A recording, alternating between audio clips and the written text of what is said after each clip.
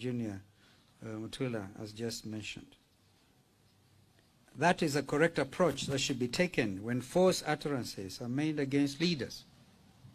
Scrutiny and investigations by the relevant agencies are hence crucial and of paramount importance. This is the only way to defeat the lies repeated who seek to create an artificial reality for Kenyans. Today, the truth illuminated itself and the lies have been exposed. The DCI has found zero evidence of wrongdoing on my part. This reflects my principles and values in life, that you do not need to steal to become relevant in society. Indeed, hard work always pays. Fellow Kenyans, at the moment, I'm not in government.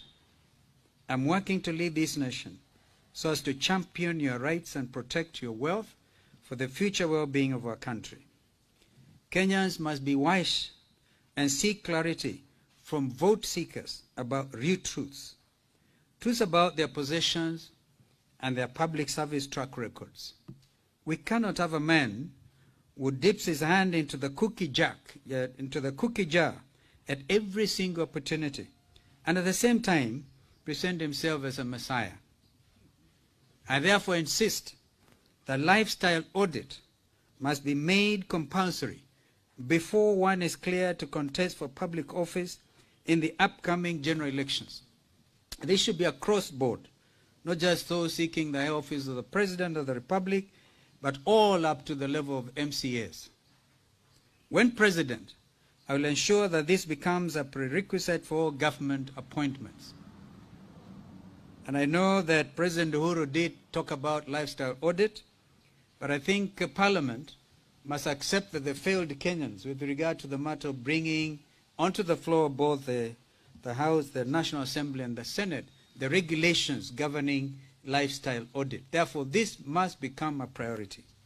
I will also recover stolen money and inject it into projects that benefit the youth. Today, millions of youth continue to be saddled with student loans in the midst of biting unemployment. If we tame the greed by leaders, we will release billions of shillings into the economy and create jobs for our people.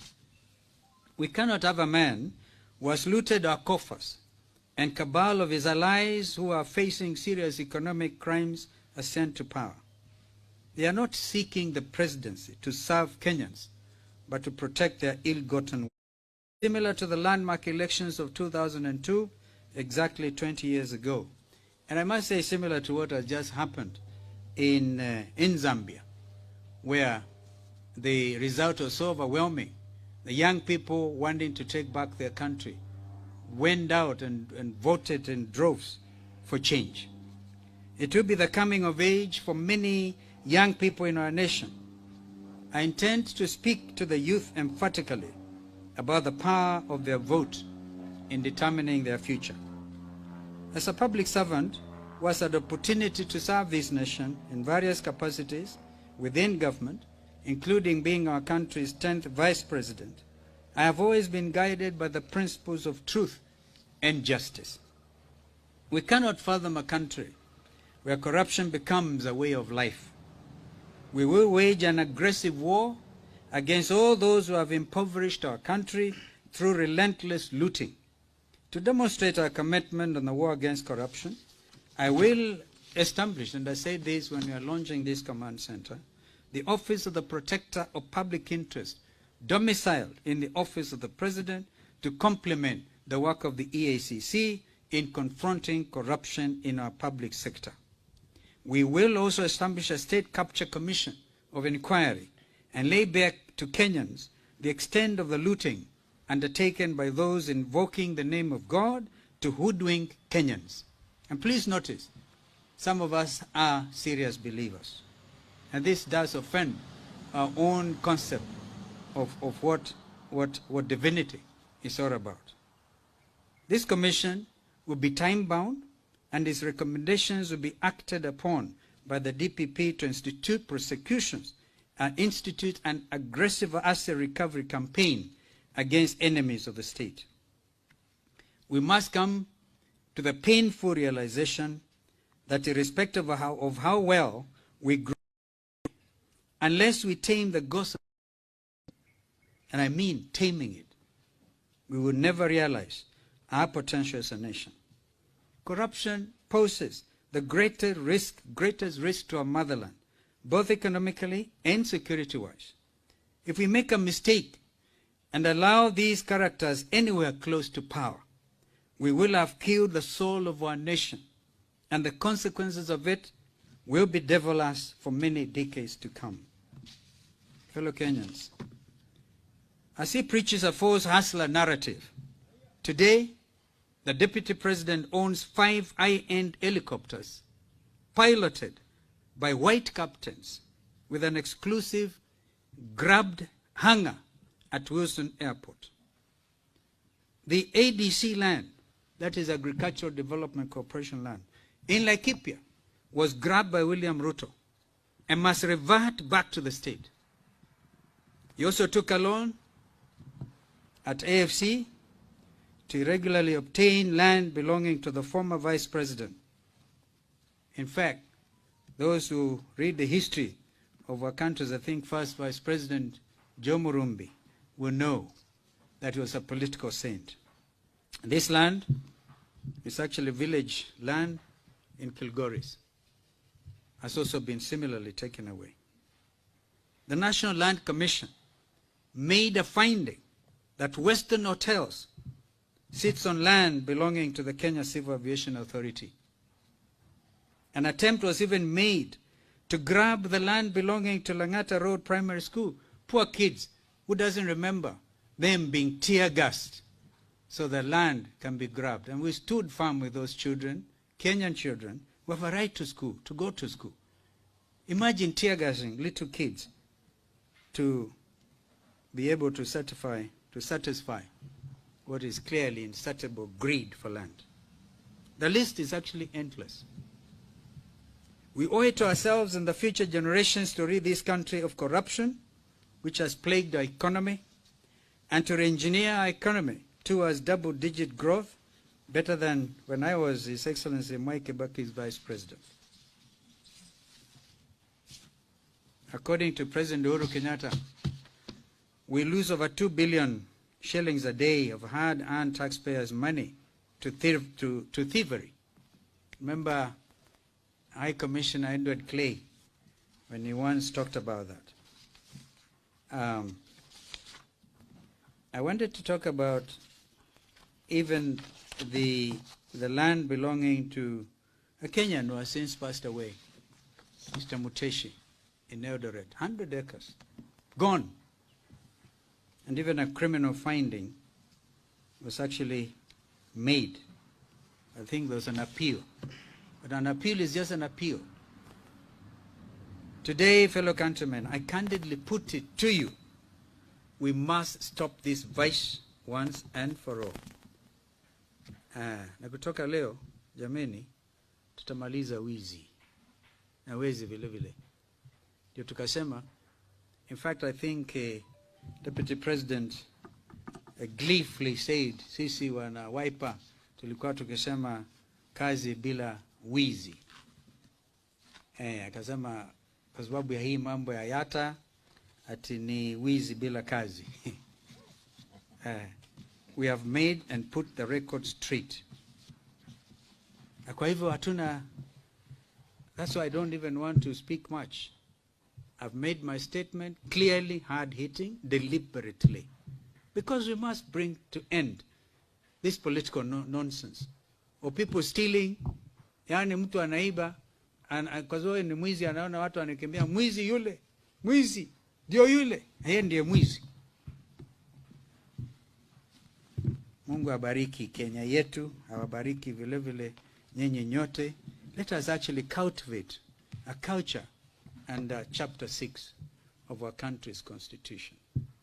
Because if we don't do it, we'll have no country in the years to come. Asanteni. And one final thing about the ruling by the Court of Appeal judges. Of course, we continue to internalize this finding. As we speak, we lost a county member of Makueni County Assembly through a tragic road accident. And this road between Nairobi and Mombasa continues to kill a lot of our people. So dualizing it will be a very, very urgent, important, very, very important undertaking for us. But then there's a by-election. In fact, I think our candidate is trying to present some papers at Makindu. But I asked myself the question, because we are supposed to win that by-election. It's not a big issue. And our team's on the ground. In fact, led by Senator Kavindu, I think, and others today were in Makindu. But in the light of this finding, we have no doubt that Wiper will win that seat.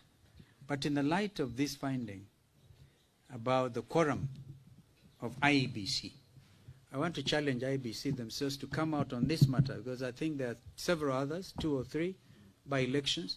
Let them come out and pronounce themselves in the light of the judgment by the Court of Appeal, whether they can actually validly conduct these by-elections now.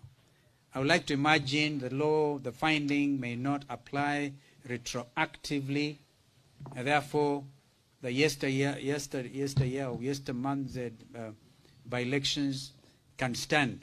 But now, in the light of this finding and the absence of an appeal, is the IBC in order to continue with this by-election. We don't want to win on October 14th, and then somebody will go to court and say, Wiper did not win. It's important that this matter be clarified. Kama kuna maswali, mimi sitaki kuulizwa maswali, nimesema yangu. Senator Wambua can speak, or Dan Maanzo here, and that is, of course, Mheshimiwa Kiala, former Deputy Governor of Machakos County, Mheshimiwa Mawadhe, member for Mbakasi. They can take some questions, if indeed you have any. Lakini in the face of what I've just said, are you sure you want to ask any question? Yes.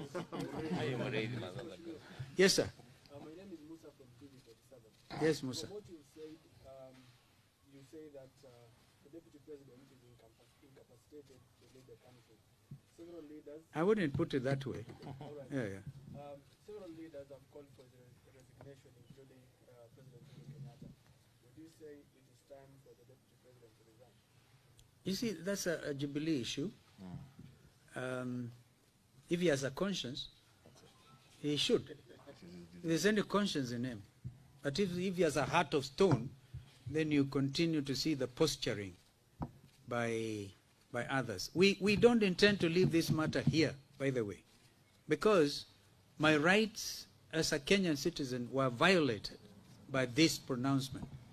My legal team is still exploring other, because, for instance, heavy damages, I think, are clearly to be considered, including whatever other legal remedies we may want to pursue. So it's up to him. If he has any conscience in him, he can resign. Or fail to resign, as he has said. Because he says a vision. It's a man on a vision, on a mission. A vision to steal, and a mission to completely get your country under the radar. No. Tumesema tutazungumza na tumeanza, tutazungumza yote liwe liwalo.